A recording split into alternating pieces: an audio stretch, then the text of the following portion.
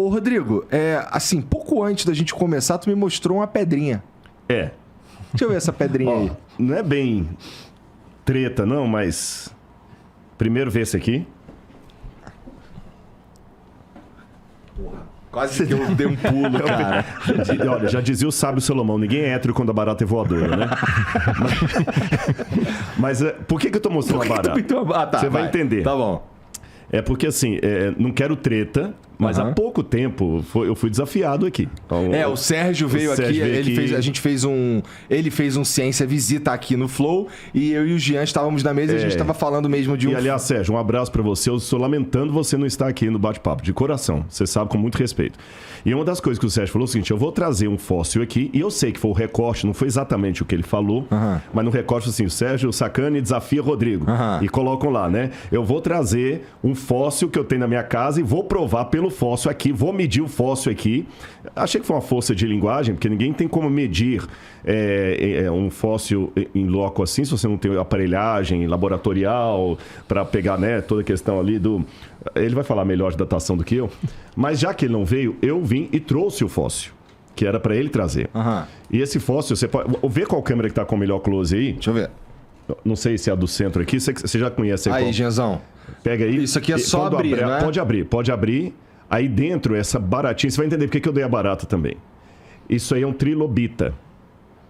É um trilobita. Pô, cara, isso daqui é só umas ranhuras que tu fez na pedra. Umas ranhuras, é um trilobita. Aqui, não é não, família? Olha aí, dá pra ver, Jean? É um dos mais antigos tipos de fósseis que existem. Lembrando, bem claro, que eu não sou paleontólogo, então essa é uma área que eu namoro com admiração à distância, mas não sou especialista nela.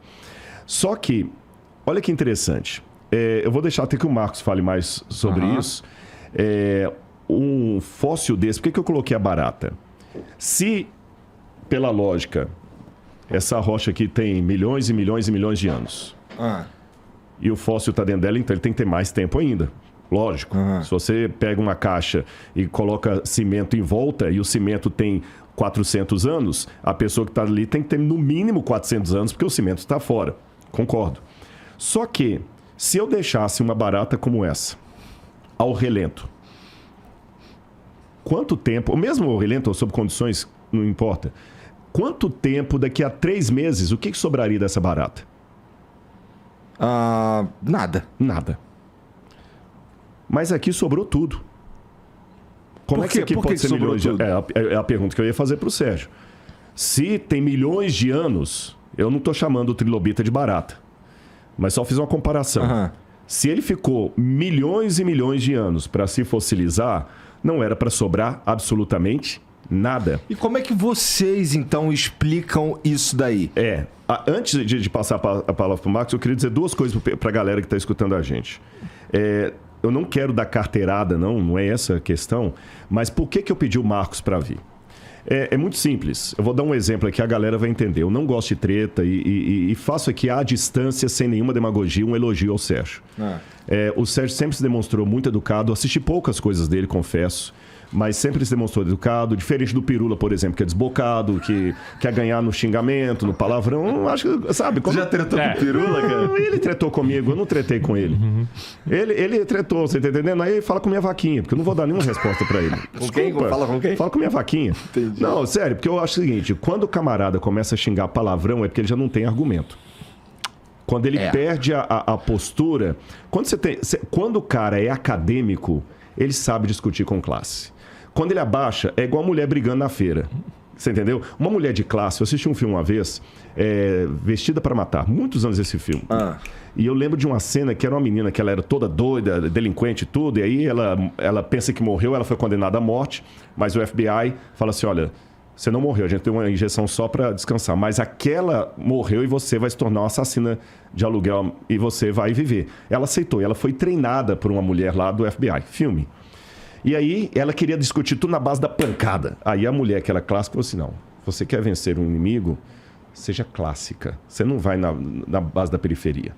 Sabe? Eu aprendi esse detalhe com esse filme. Eu acho que a gente tem que ter postura. Se o que eu falo procede, eu não preciso xingar sua mãe, te xingar de que você fala porcaria. Isso, em filosofia, e quem é acadêmico sabe o que eu estou falando, se chama argumento ad hominem. É uma falácia. Então, eu não preciso ficar, com todo respeito, como alguns pregadores que pensam que Deus é surdo, e ele só pega gritando, Senhor! Com todo respeito, Deus não é surdo. Dá para eu falar do evangelho do jeito que eu estou falando aqui. E também dá para eu falar com classe sem ficar xingando sua mãe. Isso para mim é ser barraqueiro, é coisa para feira. Pirula para mim gosta de feira. Entendi. Você entendeu? O Sérgio não. O Sérgio é outra categoria. Eu nunca tive a oportunidade de conversar com Pirula. Mas tudo bem. Jesus mandou a gente orar pelos inimigos e orar por quem nos persegue. Eu tenho que botar o evangelho. Inimigo é meio forte também, não é? Não, inimigo não é assim, mas também o cara que fica falando que eu só falo B, não vou falar que ele é meu amigo. Ele pode ser outra categoria, mas amigo também não é. Né? Mas tudo bem, não tem problema não. Eu nem queria falar do Pirula. Paz e amor pra você, fica na paz, continua me xingando aí à vontade e vai falando com minha vaquinha. Agora, com relação ao Sérgio, o que acontece? Quando ele falou aquilo, originalmente nós estaríamos com uma outra pessoa aqui, um outro convidado, não é? Uhum. Aí o outro convidado não pôde vir por qualquer razão, eu mesmo sugeri pro Bruno, falei, Bruno, eu bateria um papo com o Sérgio, mas eu gostaria de uma coisa. Estou explicando para o pessoal de casa entender. Eu queria trazer alguém comigo e vou explicar a razão. Vou dar um exemplo com a vacinação. Foi um assunto muito polêmico.